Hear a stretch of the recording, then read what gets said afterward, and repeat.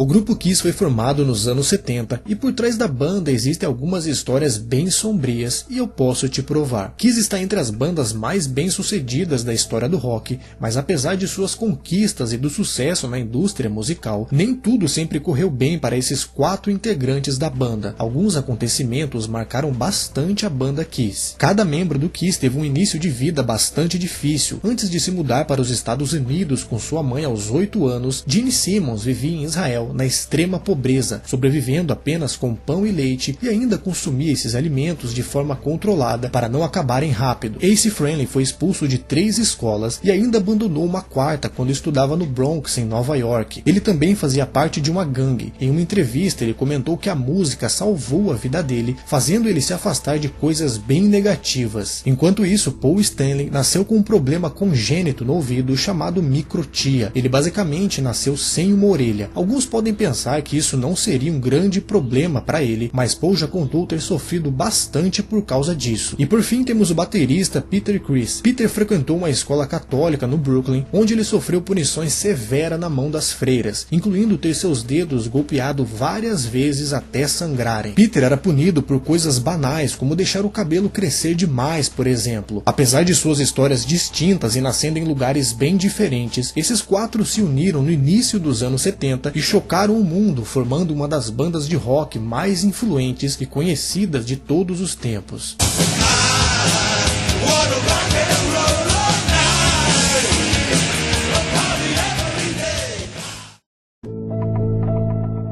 O início. Como era de se imaginar, sem grandes ajudas, apenas com um empresário, o começo da banda foi bem difícil. Quando Kiss subiu no palco do Popcorn Club, no bairro do Queens, em Nova York, em 30 de janeiro de 1973, tinham menos de 10 pessoas na plateia. O Popcorn era uma casa de shows pequena em Nova York, que dava oportunidade para pequenas bandas ainda no começo de carreira. Só que menos de 10 pessoas era muito pouco até para quem tocava lá. O empresário da banda, gente boa que só, desistiu deles pouco antes do show começar, dizendo que a música deles era basicamente a pior que ele já tinha escutado e por isso o local estava tão vazio. Mas nada disso desanimou o vocalista Gene Simmons, que ligou pessoalmente para o clube Popcorn e convenceu o gerente a deixá-los fazer mais 3 shows por lá. Naquela época o visual marcante do grupo ainda não estava definido, mas já tinha bastante couro preto nas roupas e muita maquiagem pesada. Simmons falou que depois de enfrentarem aqueles primeiros fracassos, eles decidiram que finalmente seriam eles de verdade. Ele afirmou que iria montar uma banda que nunca tinham visto no palco, que iriam ter músicas melhores,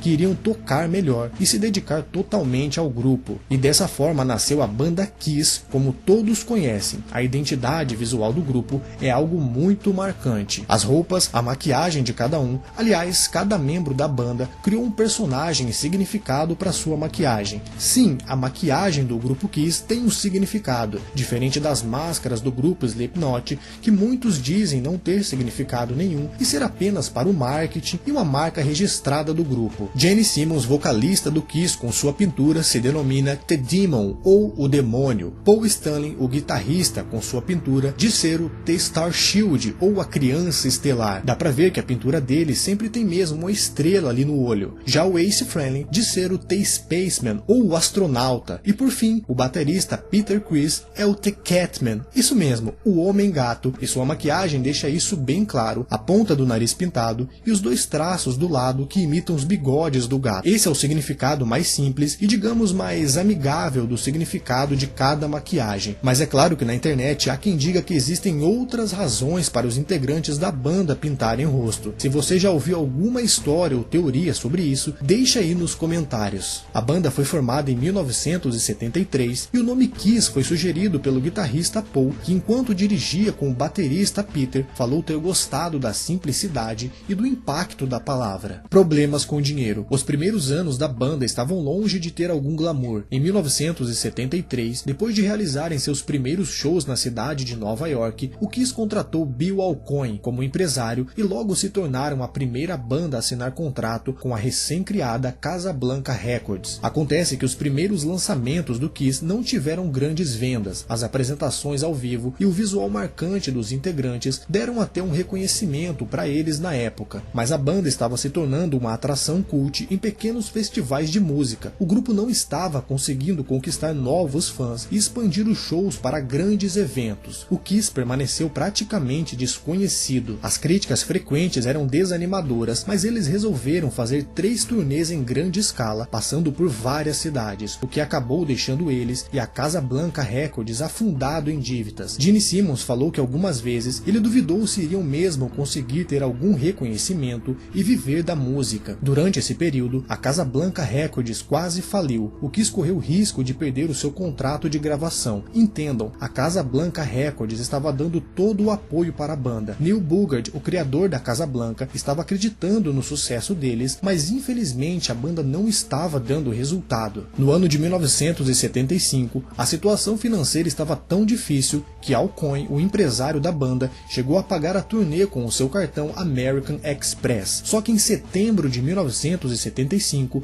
o Kiss lançou seu primeiro álbum ao vivo, chamado Alive, e o grupo disparou para o sucesso e faturaram uma fortuna quase que da noite para o dia. O álbum apresentou algumas das músicas mais conhecidas do Kiss. O sucesso desse álbum foi mundial, permanecendo em primeiro lugar por mais de 2 anos. Para muitos fãs, é um dos melhores álbuns da banda até hoje. O sucesso chegou para a banda Kiss e junto vieram os fãs, que são conhecidos como Kiss Army. Esse nome surgiu em 1975, quando fãs do estado de Indiana ameaçaram protestar e fazer uma campanha em nome da banda, exigindo que rádios locais tocassem suas músicas. O Kiss já vendeu mais de 100 milhões de álbuns ao longo dos anos, eles têm mais de 30 álbuns gravados e conseguiram ser uma das bandas mais bem-sucedidas do seu gênero musical. O sucesso era tanto que em 1978 eles fizeram o filme Kiss contra o Fantasma do Parque. O filme recebeu críticas bem negativas, mas acabou se tornando um clássico cult entre os fãs. No filme,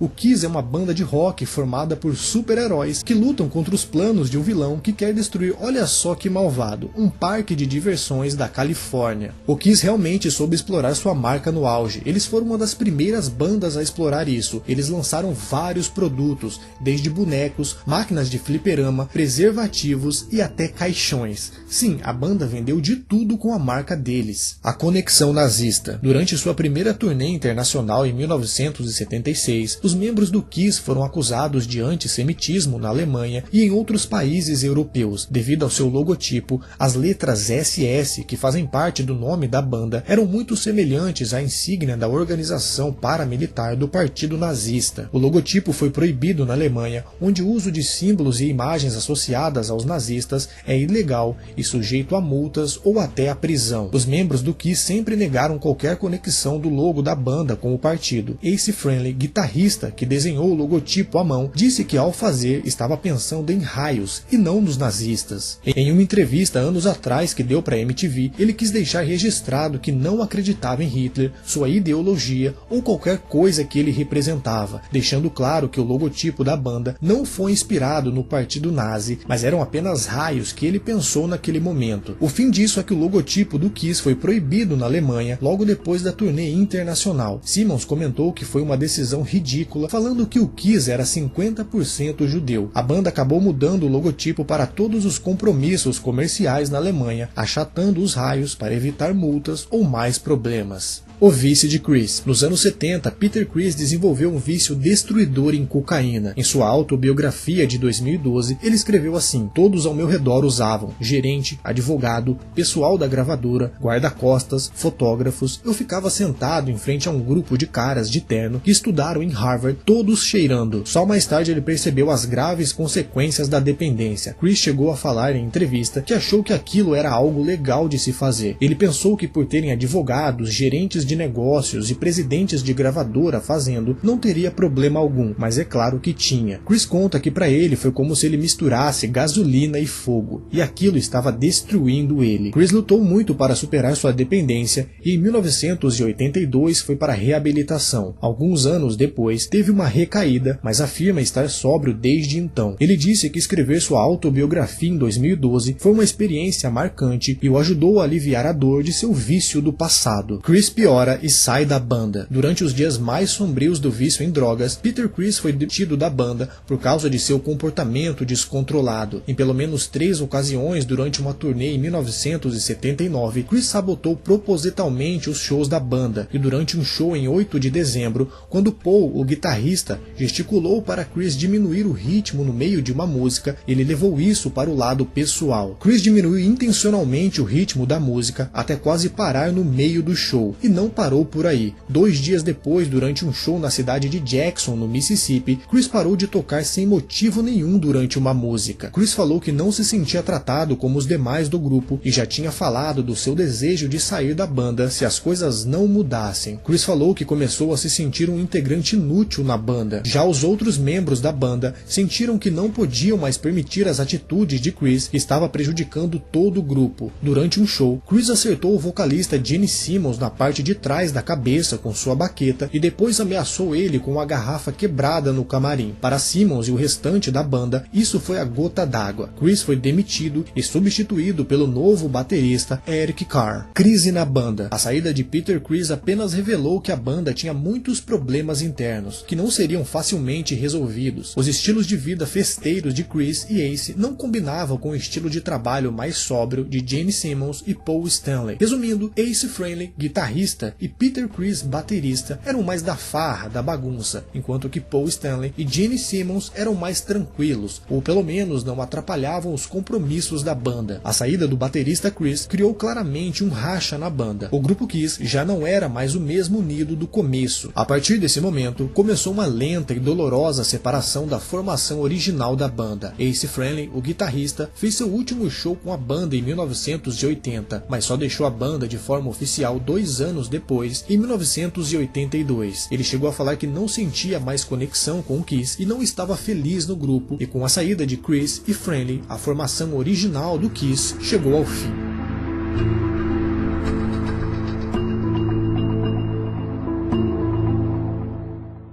Adoradores de Satã. Em 1980, um diretor do FBI exigiu uma investigação sobre alguns relatos de que shows do Kiss estavam sendo marcados por diversas brigas e ataques à polícia. Embora não tivesse nenhuma prova de que isso estivesse realmente acontecendo, uma unidade da polícia observou que um grupo religioso no estado do Arkansas tinha protestado em um show, acreditando que Kiss significava Knights in Search of Satan, ou em tradução, Cavaleiros em Busca de Satanás, e que os membros da banda eram todos adoradores do diabo. A maquiagem forte, as roupas e o estilo do show com certeza contribuíram para essa crença envolvendo a banda, mas o boato ficou mais forte depois de uma entrevista do vocalista Gene Simmons no lançamento do primeiro álbum da banda. Simmons teria respondido uma pergunta que fizeram para ele se ele sabia qual o gosto de carne humana. Ele disse que nunca quis descobrir, mas tinha certa curiosidade, e só anos depois esse comentário dele pareceu alimentar a ideia de que de alguma forma o Kiss estava ligado a algum culto. Apesar da declaração de Simmons ter sido bem estranha ao falar que tinha curiosidade sobre carne humana, anos depois ele insistiu que o nome da banda não tem nada a ver com nada satânico e falou que simplesmente gostaram do nome por ser simples e que as pessoas iriam entender no mundo todo. Mas acontece que para o grupo toda a publicidade era uma boa publicidade, e por mais que a banda Kiss negasse qualquer ligação com o satanismo, eles também não faziam muitos esforços para retirar esses rumores da mídia. Eles só falaram muitos anos depois que todo aquele assunto criou uma aura de mistério ao redor da banda e que o mistério vende. Não importava muito o que as pessoas estavam pensando sobre eles, se isso gerou um mistério, curiosidade e fez eles venderem mais ingressos, é o que importava de verdade. A ironia é que o vocalista Gene Simmons era formado em teologia e muitas vezes se defendia das críticas citando a Bíblia. A morte de Eric Carr. Em abril de 1991, o baterista da banda Eric Carr, que tinha substituído Peter Criss nos anos 80, foi diagnosticado com um câncer no coração. Ele passou por várias cirurgias, mas sua saúde acabou piorando muito rápido, deixando ele incapaz de gravar o próximo álbum com o resto da banda. Eric Carr faleceu alguns meses depois e infelizmente isso acabou acontecendo no mesmo dia da morte do Freddie Mercury, e a morte de Eric Carr foi completamente ignorada pela mídia. Os outros membros da banda ficaram bem tristes com a falta de cobertura sobre a morte do companheiro de banda. A turnê de despedida. No ano 2000 aconteceu uma turnê que era para ser a de despedida e foi um completo desastre. Depois de muitos desentendimentos e a banda já não ter mais a formação original, no ano 2000 o grupo original se reuniu mais uma vez, mas o que era para ser um retorno glorioso e marcante acabou se tornando um pesadelo. O guitarrista Paul Stanley contou que quando eles tiveram esse reencontro no ano 2000, eles nunca sabiam se chegariam a tempo para fazer um show e quando estavam no palco, eles nunca sabiam se conseguiriam terminar a apresentação. Essa tal turnê de despedida foi um desastre mesmo e não é exagero. Peter e Ace, por exemplo, que tinham saído da banda nos anos 80, nesse reencontro faltavam nos ensaios e só apareciam no último minuto. Em agosto de 2000, a coisa estava tão tensa que Peter Criss perdeu todos os voos para chegar em Irvine, uma cidade na Califórnia, onde o Kiss tinha show. Era para ele chegar um dia antes e ele acabou aparecendo poucas horas antes do show. Por mais que as vendas e a parte comercial da turnê tenha sido um sucesso, o clima geral entre os integrantes da banda era péssimo e isso acabou afetando o desempenho da banda. Em uma entrevista, o guitarrista Paul falou que na tal turnê de despedida ele sentia como se estivesse decepcionando as pessoas. Os fãs poderiam até ter amado o show, mas em várias noites eles não foram nada bem nas apresentações. Paul ainda comentou que a turnê foi uma tentativa do grupo de acabar com o sofrimento do Kiss. Para eles, aquele momento, começo dos anos 2000, era o momento da banda acabar. Lembrando que no ano 2000 já tinha mais de 20 anos de estrada, o que era um tempo considerável. E a última vez que os 4 membros originais do Kiss se apresentaram juntos foi um show na Carolina do Sul, no final do ano 2000. Última formação e fim da banda. A última formação do Kiss tinha Paul Stanley na guitarra e vocal, Gene Simmons no baixo e vocal, os dois como fundadores da banda desde o início nos anos 70, e entraram Tommy Thayer na guitarra solo e vocal de apoio e Eric Singer na bateria e vocal de apoio. Essa foi a última formação da banda Kiss, que encerrou suas atividades em 2023. O último show do Kiss aconteceu em 2 de dezembro de 2023 no Madison Square Garden, em Nova York. O público presente foi de aproximadamente 20 mil pessoas, lotando a capacidade máxima da arena. Esse show marcou o fim da banda, mas com o avanço da tecnologia, inteligência artificial e tudo mais, a ideia da banda foi encerrar os shows no mundo físico, mas continuar fazendo shows no mundo virtual. Não sei exatamente o que isso quer dizer. Kiss entrou para o Hall da Fama do Rock em 2014, apesar de ser uma banda que divide opiniões, acredito que todas dividem na verdade. Alguns criticam bastante a banda Kiss, mas sua influência e sucesso ao longo dos anos é um fato. A banda Kiss não foi só marcante na música, mas soube explorar o sucesso em diversas áreas, como a gente viu ao longo do vídeo. Criou uma base de fãs fiéis e uma presença marcante na indústria do entretenimento.